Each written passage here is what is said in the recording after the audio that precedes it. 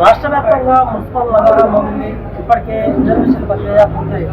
అయితే ముఖ్యంగా సూర్యాపేట జిల్లా ఉన్నటువంటి మున్సిపాలిటీలో మాత్రము పెద్ద ఎత్తున కూడా కాంగ్రెస్ పార్టీ అధికారం తీసుకునే విధంగా ప్రయత్నం కొనసాగుతుంది. ముఖ్యంగా సూర్యాపేట జిల్లాకు సూర్యాపేట మున్సిపాలిటీకి ఒక ప్రత్యేకమైనటువంటి అధికారాలనే ప్రత్యేకమైనటువంటి పాలన ఉంది.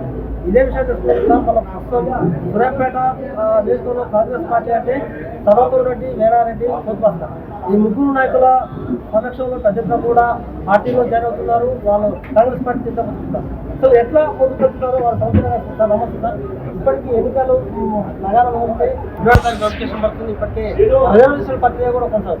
ఎట్లా ముందుకు వెళ్తున్నారు? ఎన్ని సీట్లు తెచ్చే అవకాశం ఉంది? ఇక్కడ సూర్యాపేట మున్సిపాలిటీ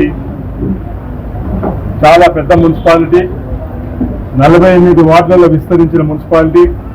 దాదాపు 1,10,000 ఓట్లు ఇక్కడ మున్సిపాలిటీలో ఉన్నాయి.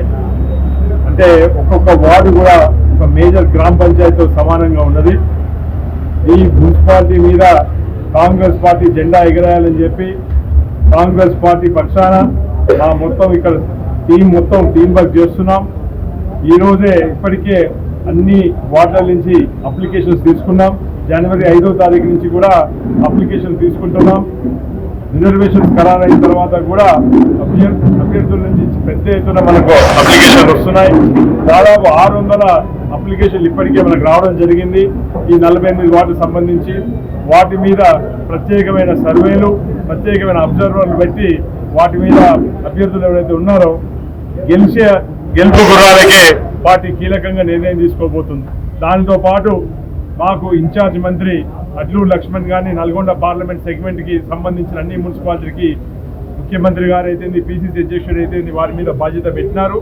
దానితో పాటు జిల్లా మంత్రి ఉత్తమ్ కుమార్ రెడ్డి గారు మాకు గాడ్ ఫాదర్ అయిన వారి ఆధ్వర్యంలో, అదేవిధంగా యువ పార్లమెంట్ సభ్యుడు రఘువీర్ రెడ్డి గారి ఆధ్వర్యంలో ఈరోజు మాకు సాయంత్రం కూడా ఈరోజు ఒక కోఆర్డినేషన్ మీటింగ్ ఉన్నది.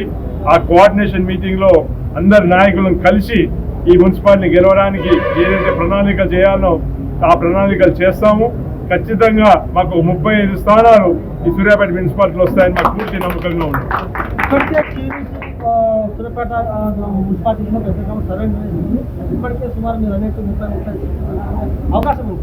ప్రజలకు ఒక సమస్య ఏంటంటే చైర్మన్ అభ్యర్థి ఎవరు?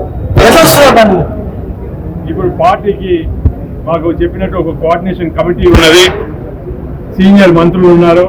అన్ని రకాలుగా కూడా ఇప్పుడు మాకు దరఖాస్తులతో పాటు కొందరు వ్యక్తిగతంగా వాళ్ళ అభిప్రాయం వ్యక్తం చేసినారు. చైర్మన్ విషయంలో అన్ని కోణాల నుంచి ఆలోచన చేసి మా మంత్రులు ఆ నిర్ణయం తీసుకుంటారని చెప్పి సందర్భంగా తెలియజేసుకుంటున్నారు. ముఖ్యంగా చెప్పండి, ఇప్పటికే మన గత ఎన్నికల్లో మీరు చేస్తున్నారు టికెట్. ఇప్పుడు రమేష్ రెడ్డి వర్గం, సముద్ర రెడ్డి వర్గం ఉన్నారు. అంటే మీరు ఏమన్నా అంతా కలిసి కూర్చొని మాట్లాడుకుంటారా, లేకపోతే ఎంత ముందు కలుగుతున్నారు? తప్పకుండా కాంగ్రెస్ పార్టీలో ఉన్న ప్రతి నాయకుడు అందరం కలిసికట్టుగానే ఈ ఎన్నికల్లో ముందుకెళ్తాం. ఏదన్నా భేదాభిప్రాయాలు ఉన్నా కానీ సీనియర్ మంత్రులు ఉన్నారు కాబట్టి వారు ఆ విషయాలు చూసుకుంటారు. ఓకే, ఇప్పుడు మన దగ్గర మార్కెట్ చైర్మన్ వేణారెడ్డి గారు ఉన్నారు. అన్న నమస్తే. ఇప్పటికే వేణారెడ్డి గారు చైర్మన్ అని కూడా పత్రికలు వస్తున్నాయి, పబ్లిసిటీ కూడా వస్తున్నది. వాస్తవానికి మీరు చైర్మన్ బయటకు వచ్చే అవకాశం ఉందా లేదా? ముందుగా నమస్కారం. మంచి ప్రశ్న అడిగారు. నేను ఉండనా చైర్మన్ ఉండనా అనేది మా సర్వోదరి గారు చెప్పిండు. కార్యకర్తలు నాయకులు అయితే కోరుకుంటారు ఉండమని. ఏదైతే మా అధిష్టానం మా పెద్ద మంత్రులు ఉన్నారు, ఈరోజు సాయంకాలం సమీక్ష సమావేశం పెట్టారు.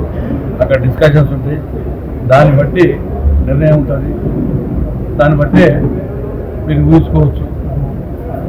అంటే ఇప్పుడు పబ్లిక్ ఏమంటారంటే అనంతకాలంలోనే మార్కెట్ చైర్మన్ ఒక 7 నెలల్లోనే వేణారెడ్డి గారు రైతులకు అన్ని విధాలు కూడా ₹5 భోజనం కావచ్చు, టికెట్ కావచ్చు, లేకపోతే ధాన్యం కొనుగోలు విషయంలో కూడా ఎక్కడ కూడా ఎలాంటి ఇబ్బంది లేకుండా కూడా వేణారెడ్డి గారు సర్వోత్తమ రెడ్డి గారి ఆదేశాల మేరకు కొనసాగిస్తూ పంపుతున్నారు.